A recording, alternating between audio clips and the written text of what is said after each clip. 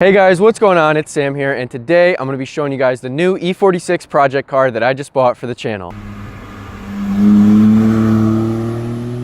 So here's the car. As you can see, it's obviously got some front end damage. It's going to need some parts. From what I can see so far, just from looking at the outside, it'll probably need at least windshield, hood, driver headlight, driver fender, bumper, radiator support, and new grills.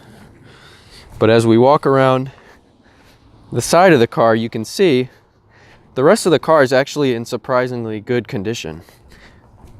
Only a few little scratches, but other than that, it looks like it's in great shape. 220,000 miles on this car, but it's a running and driving 330CI. I just noticed this right here. It looks like the trunk lid button is getting separated a little bit, so I'll try to fix that. This car comes with the 17-inch M Sport rims, which actually have pretty good tire tread left on them. I might buy new tires anyways, but it's really nice to get some nice rims with the car. So this window regulator is probably going to have to be replaced, judging by the tape that's on the window. And here, right here, you can see where the windshield is actually cracked. I'm kind of surprised that it was able to crack it that high up, but nonetheless.